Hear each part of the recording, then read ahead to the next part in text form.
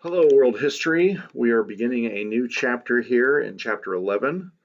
We're still kind of in the same time period of 1100 to 1600, although we're moving now to the later part of the period and moving on into the 1600s as we talk about the um, Reformation. Well, actually, we're still largely in the time period. We'll be going through the 16th century, which is the 1500s, as we talk about these two subjects of the Renaissance and the Reformation. So that's what we're covering here. We'll have a couple of sections on the Renaissance and then 3 to 4 sections on the Reformation. And again, some of this Reformation material you will cover in your church history class quite thoroughly. So there'll be quite a bit of overlap here. So if you study this stuff well, this chapter, it'll help you as you move on in Mr. Edgar's class as well. All right, our big ideas. What was the Renaissance worldview scriptural? And how did the Reformation affect Western civilization? And of course, it's had a profound effect.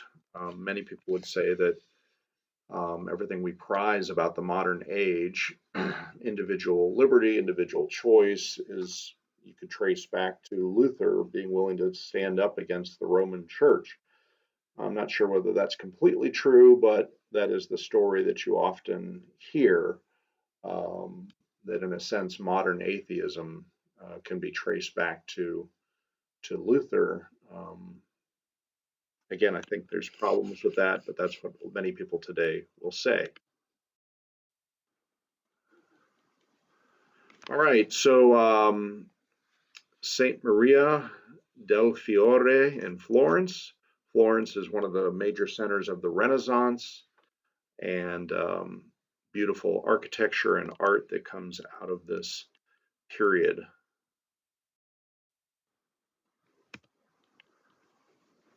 So we're going to talk a lot about here, if you look at the guiding questions here, what were the basic components of a Renaissance worldview? So the Renaissance world was on the threshold of a widespread revival in learning and a brilliant flowering of the arts. This is the top of page 229. And we need to make sure that we understand this term worldview. And it's basically, it's the components that make up how you perceive the world. And you don't probably realize this, but you actually have a worldview. It may not be very well thought out. It may not be what it should be. We want the Christian worldview, the biblical worldview, and you'll talk about this more if you talk to some of the upperclassmen. They're talking about this, and actually the 7th and 8th graders are talking about this a lot as well. They have a class on it this year. Where you think about what it means to have a biblical worldview. Anyway, there's a developing worldview in the Renaissance era that's essentially restoring man to the center of things. There's some good things about this, but it's going to lead to some major problems as well. So we have the Renaissance beginning in the 1300s up and through the 1500s, from the French word meaning rebirth. And then some people would say that the Reformation is the Northern European version of the Renaissance. And I think there's some truth to that. But anyway, there's a religious component to this, known as the Reformation, that we're going to talk about as well. And it comes along later, although there are some precursors to it, not so much Renaissance precursors to it, but we'll talk about guys like Jan Hus and Wycliffe, who will sort of, the Reformation could have started with them. And there's various reasons it didn't, and started instead with Martin Luther. So this is an important point. The Reformation would not only confront corrupt practices, but also corrupt and wrong. You can pause the tape here to look at this.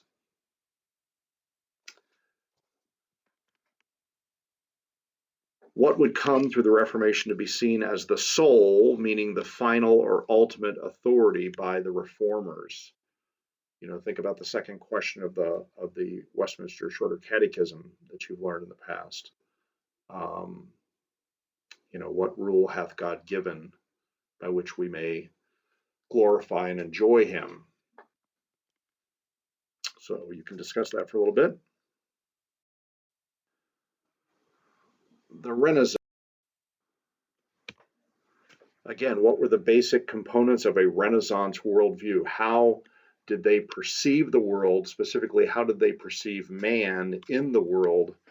That's important for us to know. And we're going to contrast that to some extent with the Reformation worldview.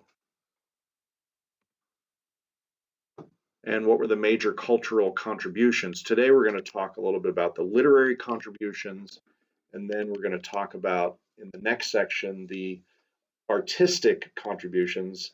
Again, for some reason, this book does not touch on musical art, which is another important development that's happening during the Renaissance period. And I'll probably try to post a Renaissance Spotify list on the page so that you can kind of expose yourself. Hopefully you listen to some of that medieval list as well, but that's another important development that's happening. Still largely church-centered, although you will start to have more and more non-church music, so-called secular music, developing during this time as well, dances and such. All right, so here we are in the middle of page 229. What were the characteristics of the Renaissance? And first was a contrast with the Middle Ages. The Renaissance man considered the time in which he lived a sharp break from the ignorance and the superstition of the Middle Ages. And again, this is where they didn't necessarily start doing this at this time, calling the Middle Ages the Dark Ages, but that's kind of the attitude that's going on.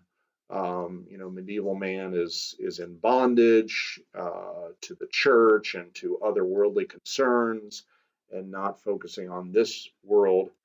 And again, there is some truth to that. There is some truth to that. But I think the reformers end up having a better solution to that problem than the Renaissance thinkers do.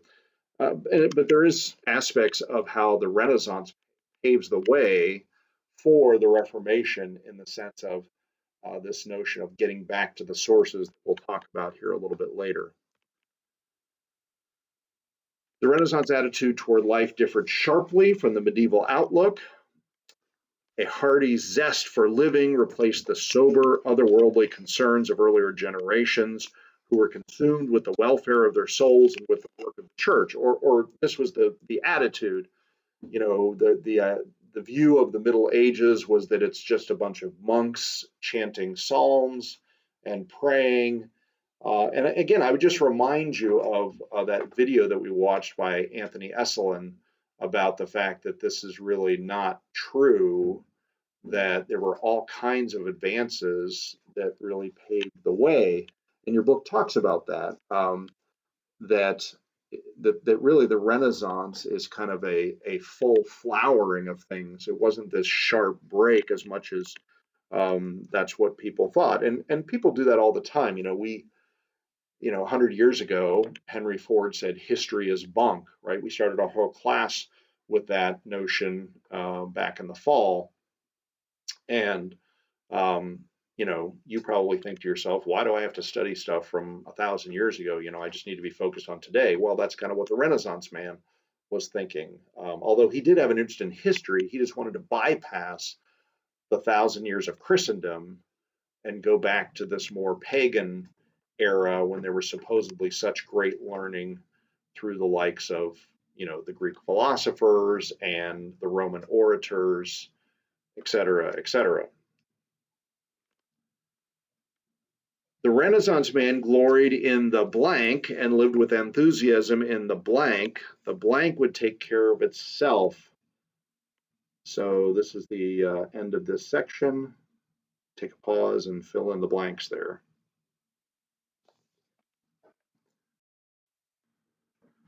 All right, bottom of page 229, a focus on man. The Renaissance emphasized human individuality, ability, and dignity. Again, you can see how this is sort of paving the way for modern notions where the supposed individual is everything, although we've had backlashes to that with the advent of communism and socialism, and now we're talking about things like systemic racism. It's no longer your individual beliefs. You're part of a whole system that traps you, especially if you're a Caucasian white person, into being a racist without even realizing it. It's no longer your individual beliefs that matter. So, there's somewhat of a facade to some of this. The ideal man is one with blank and blank. What is that? So the renewed focus on man's capacity is called humanism. Humanism, of course, right? A stress on humanity. Unlike modern secular humanism, Renaissance humanism did not abandon belief in God. However, what was their belief about man that was like modern secular humanism? Here at the bottom of page 229. And the problem is when you start to conceive of man in this way, it leads to all kinds of problems because man isn't that way, right? Man is fallen in Adam. And so if you get this wrong, there may be some things that are good, but you're going to have a lot of flaws as well. You can read a sidebar on humanism on the next page, page 230, and it kind of summarizes the things we're talking about here. Now, at the top of page 230, what is man's unique position in creation, and why does he have this? Why is he like this? So look at that real quick. So again, those are the positive things about who man is, and it does show us our great capacity. I mean, you look at the things that they created in the Renaissance. You look at Michelangelo, and you look at the writings of Shakespeare, and I hope you do that. You're going to get a chance to do that in the next section, as well as this section. Go see a Shakespeare play. That's not easy to do right now. So get some movies. Get Henry V, or get Hamlet, or you go on something like Amazon Prime, and you can see all kinds of different Shakespeare plays there from great British actors that were sort of recorded for television settings back in the 70s, and or just pull up readings of Shakespeare's sonnets on YouTube. Okay, get yourself some exposure to this because there's great beauty in it. Because many people in Renaissance society denied man's true nature, which is that he's fallen, much of their culture was devoid of eternal values, biblical ethics, and godly living. So again, in Southern Europe, it's dominated by the Roman Church, which of course is not concerned much with teaching the scriptures. So of course, you're either going to be beholden to what the church says, which sometimes is biblical, sometimes is not, or you're going to start investigating things on your own. And if you're not real attracted to the biblical worldview, you're going to be drawn to these ancient classical pagan writers that did, as we've seen, had many great achievements. We had a whole chapter just on Greece. We had a whole chapter just on Rome, a very long chapter. We saw how the beginnings of, even our American governmental system and education system can be found in these. So they are very important. But, we've got to be careful about keeping them in their place and making sure that, as we said at the beginning of the chapter, that the scripture is the final authority and, in a sense, kind of is allowed to judge what man creates. Okay, the revival of learning here on page 230, most of page 230. The expansion of trade and the growth of town and national governments during the later Middle Ages increased the need for well-educated laymen with professional skills. again, there's all this economic activity, there's all this cultural activity, so you need to have more learned people. And so we have this development of what we call the humanities. There's humanism, right? This focus on man, and the humanities, the liberal arts. You'll hear that a lot of colleges are liberal arts colleges. Um, Thomas Aquinas, I think, is in Manchester area, is a liberal arts college. Um, all of the Ivy League schools like Harvard and Brown, they all began essentially as liberal arts colleges, um, as opposed to today where there's such a focus on engineering and what can I practically produce, and again that isn't unimportant, but you know I'd encourage you to think about getting a liberal arts degree to kind of teach you what and how to think, and then maybe in your master's you would think about something more practically oriented. Anyway, history, science, and grammar, classical literature, philosophy, again, aspects of this trivium and quadrivium that we talked about earlier, but now with greater breadth. The humanists, however, prepared themselves for life in the blank rather than service in the Roman Church. What did they prepare themselves for? Not to become priests and monks, but be out in the world. The goal of Renaissance education was to develop well-rounded individuals. You can see that here in the middle paragraph. How did they view themselves as different from medieval men?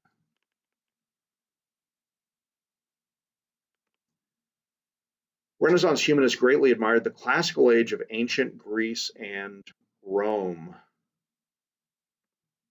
What ancient figure did they especially praise? Starts with a C here. He's sort of like the Renaissance man of the ancient world.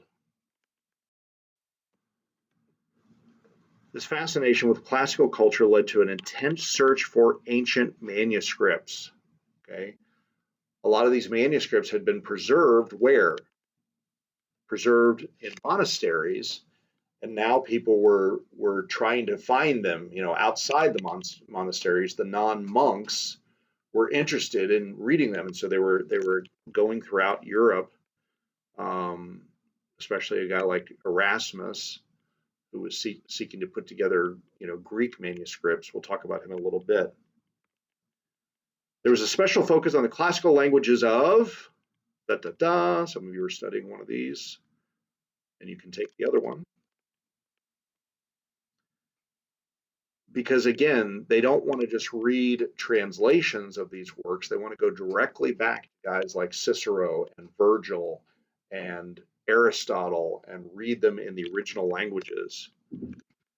So your book doesn't mention this, but the watchword was a Latin phrase, ad fontes, to the fount, to the sources. You don't just read translations or somebody's commentary on this. You want to go back and read the sources themselves. As an example, Calvin's first published work was not a book on Christian doctrine. That would come a little bit later. He was a humanist, and so his first published work was a commentary on a guy named Seneca, who was another one of these ancient writers. So that's what humanists did. They would go back to these ancient texts, and then they would try to explain it to people and show the value of it for life, modern life, contemporary life back then. Okay, so how did the Renaissance actually happen? So the Renaissance began in Italy. We see here at the bottom of page 230. Even then, Italians thought of themselves as, also an R word, wealthy merchants patronize artists and learning. So you have these merchants who are in, this revival of trade, and they see this new learning happening. It's not like there's football teams around for them to invest in, or there's video games or movie studios.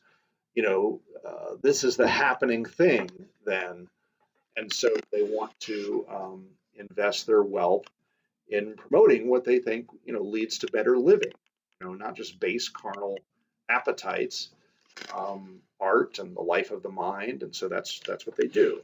Um, Perhaps the most famous of the Renaissance patrons, besides the Roman Church, were the members of the Medici family. The Roman Church is involved in this revival. You think of somebody like Michelangelo painting the Sistine Chapel, or Michelangelo's David. So it's not that the Roman Church is completely looking down on this. And again, that may indicate some of the problems with the Roman Church, that they were sort of grabbing onto this, and rather than being led into true biblical reform like we'll see in the Reformation. Anyway, the Medici family, they commissioned great works of blank, blank, and blank. What do we see here right above the word Lorenzo de Medici? The most notable and generous patron of the Medici family was Lorenzo de Medici, called Il Magnifico, the Magnificent.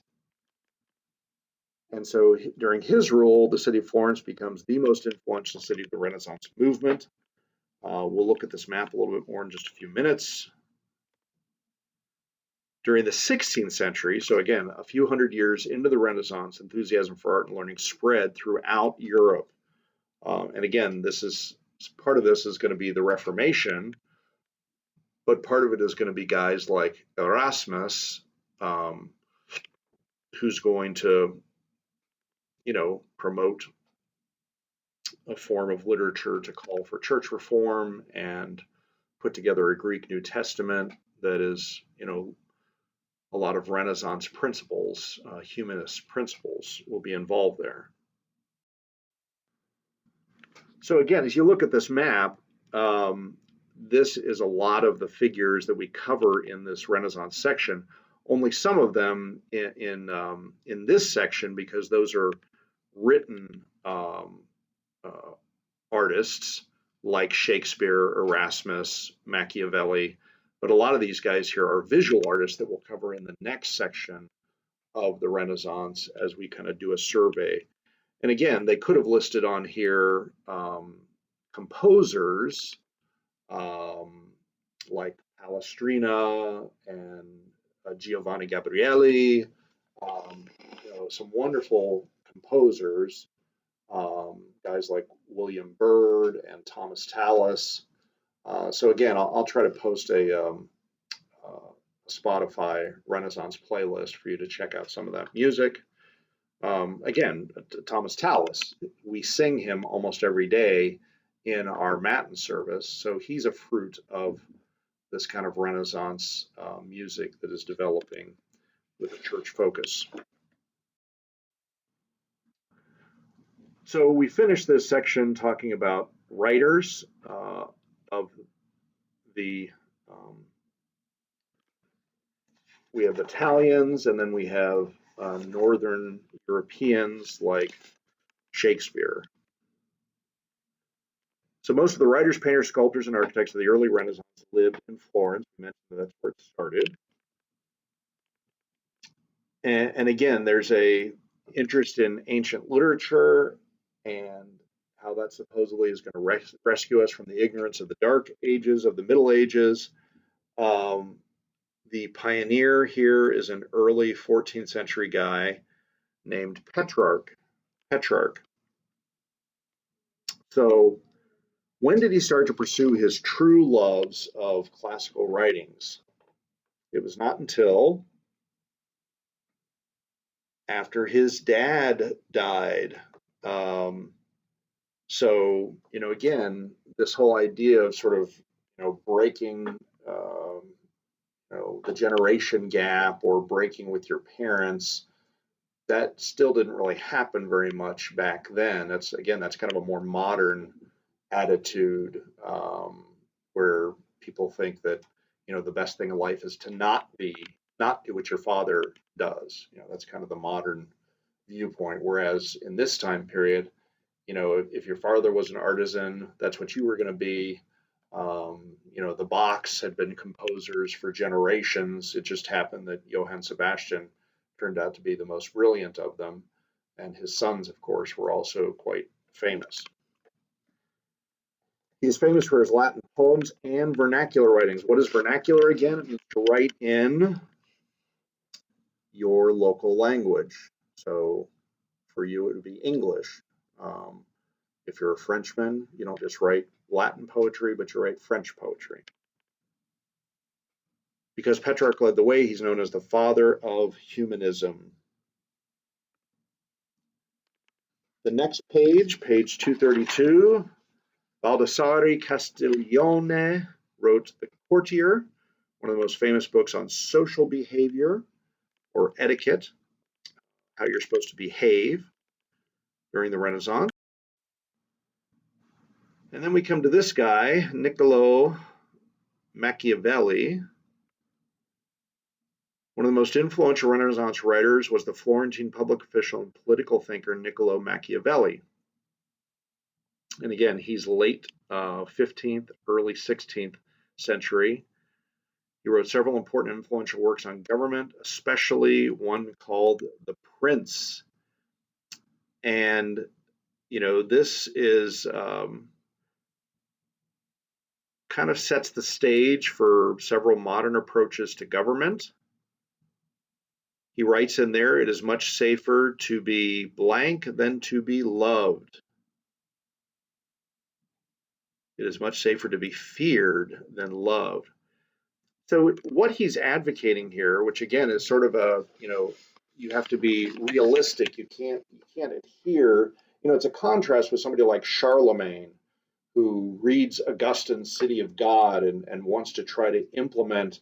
I was reading this book on the Middle Ages recently about how Charlemagne and his successors, that Carolingian Renaissance of the 9th century, they wanted to justify their rules, their policies by the Bible, by God's law, and we would say that that's the way it should be. President Biden is signing all these executive orders that are, directly contrary to God's law. They think it's fair. Again, they think we're living in a new renaissance of enlightenment, of we're finally going to get rid of racism and homophobia and all these things that are, seemingly enlightened and yet are contrary to God's law. They think they're freeing us from the shackles of God's law, but it's just going to end up leading to destruction. Anyway, Machiavelli, he doesn't write this per se, but it's this whole idea that the ends justify the means. Whatever you need to do to maintain order, to maintain power, that's kind of what Machiavelli says you do. You need to get rid of ideals like the law of God or, whatever, and live according to, this idea of whatever is needed to achieve correct order. So, and when you see someone portrayed as being kind of very duplicitous or whatever it is, they're sometimes described as Machiavellian, a ruler especially. All right, what about the spread to north? So here's Desiderius Erasmus. The northern humanists generally had a greater interest in religious matters than the Italian humanists. They were more interested in studying the blank Old Testament and the blank New Testament. You see there. The Hebrew Old Testament and the Greek New Testament, in other words, the original languages that the Bible came to us in, just as the Renaissance Southern European ones want to go back to the ancient Greek and Roman authors like Cicero and Plutarch, and Seneca. These northern humanist writers want to go back to Moses and David and Paul, not through the Latin Vulgate, but through the original languages. Perhaps the most honored and influential Scholar of the Renaissance was Desiderius Erasmus of Rotterdam, which is a city in Holland, the Netherlands. He travels throughout Europe on this quest for documents and learning and study.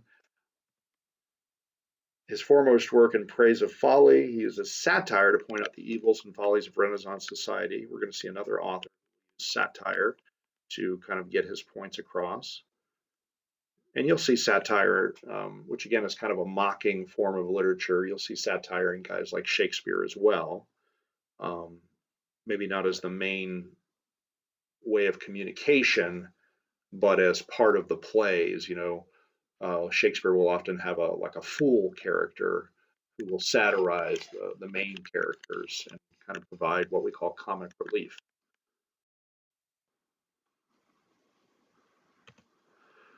So Erasmus became a leading advocate of church reform. There's a sidebar here that you might want to take a look at, page 232. He capitalized on his skill in biblical languages and published the first Greek New Testament, which recently had its 500th anniversary just a couple of years ago. And this Greek New Testament was influential in Luther's German New Testament and in the Bible translation that you read from, the King James Version. They were using a form of Erasmus's New Testament 100 years later. It had been updated a few times for the translation of the New Testament. Close friend of Erasmus was the English humanist Sir Thomas More. His work entitled Utopia is the story of an imaginary state built on Christian principles and Plato's philosophy. So there's a lot of works developing about government, right? Machiavelli, Thomas More, later on we're going to have Samuel Rutherford with Lex Rex. People are thinking about how do you have a growing recognition of the individual and maintain political order. And that, of course, is going to lead to things like the French Revolution in a way that's going to be fairly destructive, but also the American Revolution, and things like the Declaration of Independence, where Jefferson and the guys who helped him, Franklin and Adams, are going to put together something that sort of draws a lot of these sources together. So again, there's the way you live today kind of flows from some of what these guys were writing 500 years ago. So it's relevant. Johannes Gutenberg changed the course of history when he developed the movable type printing in Europe. Again, we saw how the Chinese had developed this, but it really had never come to Europe until Gutenberg invented it. The very first book he published was again, you can read the sidebar there. The foremost Spanish writer was Miguel de Cervantes. His novel Don Quixote is one of the most enduring works in all of literature. It's been adapted into movies several times. There was a musical based on it. I think came out in the 60s. Still a very popular work. Man of La Mancha, I believe is the name of it. So Don Quixote is a blank, starts with an S, of chivalry and chivalric literature, where he's kind of poking fun at this idea of a noble knight and sort of showing him to be a fool, and basically saying that, to be a good person is not to be a warrior so much. So Renaissance literature reached its peak with the works of William Shakespeare. So again, here we're at the very end of the 16th century, even going into the 17th century, generally considered the greatest playwright of all time and the finest poet in the English language. It's interesting that a guy like Shakespeare ends up getting translated into he translated a lot of Italian. He's drawing on the Renaissance writers of Southern Europe from Italy. He sets a lot of his stories there, but his works are so impactful that not only are they shaping Um, the English language, some people have said that the canon, the standard, canon, not the cannon that you shoot, but the standard of the English language is the King James Bible, which of course is translated at the same time, and Shakespeare's plays. Then in a sense, they've kind of given a stability to the English language for the last 400 years. Now, obviously, things have changed. We've added a lot of words. A lot of Christians don't use the King James Bible anymore. But there is this remarkable, especially for the first 300 years after the King James Bible, that Shakespeare and the King James kind of give this, kind of freezes the language, much the way the writings of the New Testament froze the Greek language for many, many hundreds of years.